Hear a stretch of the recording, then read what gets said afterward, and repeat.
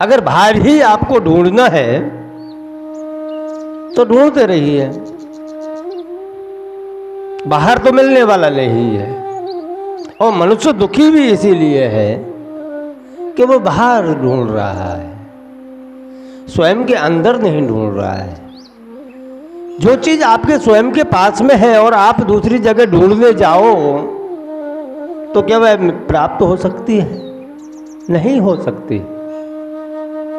क्योंकि आप उसे कहीं और ढूंढ रहे हो, उसकी स्वयं की मंजिल पर नहीं ढूंढ रहे। और जिस दिन आप स्वयं उसे उसी मंजिल पर ढूंढना चालू कर दो तो आपको व्यर्थ में बाहर घूमना ना पड़े, क्योंकि परब्रह्म परमात्मा कहाँ विराजमान है ये विचार करने योग्य है। अगर इसे विचार किया जाए कि परब्रह्म परमात्मा विराजते कहाँ पर हैं, तो आपको एक ही आवाज आएगी कि वह आपके स्वयं के अंदर है। इस बाहरी दुनिया में बाहरी आंखों से कभी आप उसे ढूंढ नहीं सकते, ढूंढने जाओगे तो प्राप्त भी नहीं कर सकते जब तक आप स्वयं के अंदर उतर करके उसे ना देखना चाहो। तब तक एक ना एक दिन आपको स्वयं के अंदर उतरना ही पड़ेगा।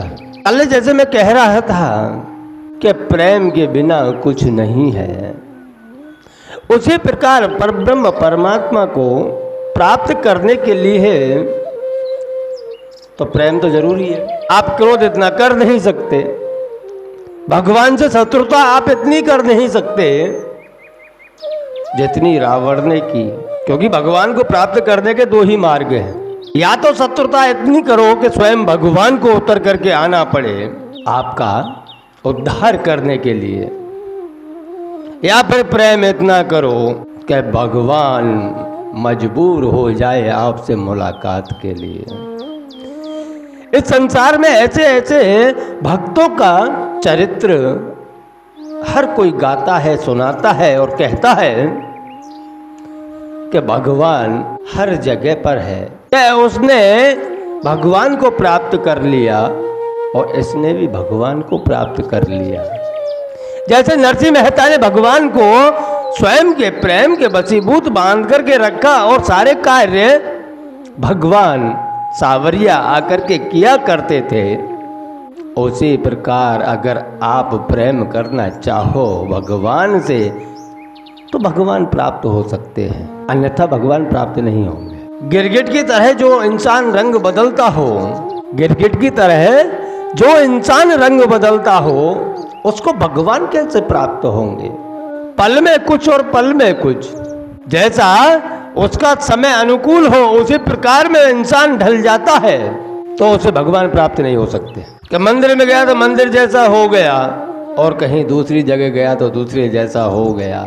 जैसा इंसान उसको प्राप्त हुआ उसी प्रकार का बर्तन करता है, वह इंसान भगवान को प्राप्त नहीं कर सकता।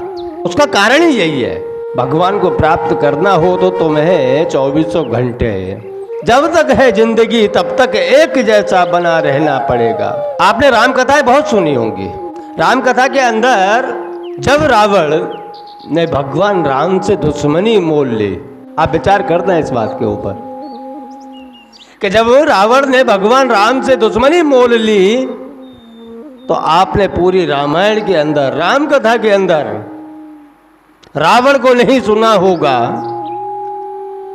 कि उसने कभी राम नाम लिया हो।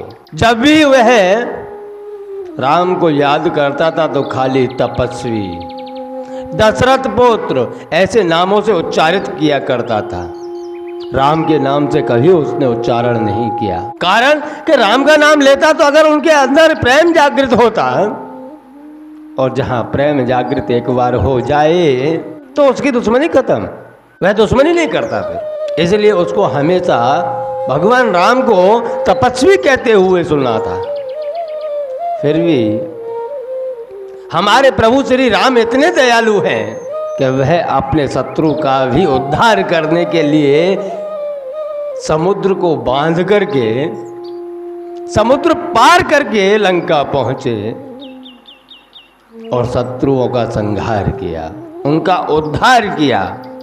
अगर वह शत्रु का उद्धार कर सकते हैं तो क्या भक्त का उद्धार नहीं कर सकते?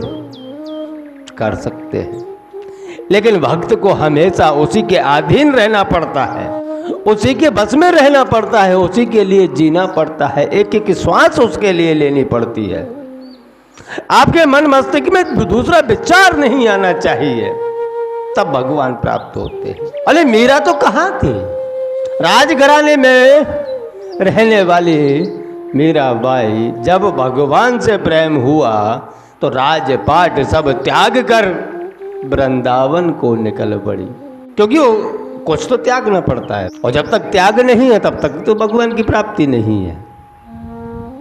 क्योंकि घर संसार में रहेंगे तो अनेकों प्रकार की बातें सुनने को मिलती हैं, और जब अनेकों प्रकार की बातें सुनने को मिलती है तो वहाँ आपकी भक्ति के अंदर विक्षेप पड़ता है, और जब विक्षेप पड़ता है तो वहाँ भक्ति के अंदर एक गांठ पड़ जाती है, और वह गांठ आपको भक्ति नहीं करने देगी।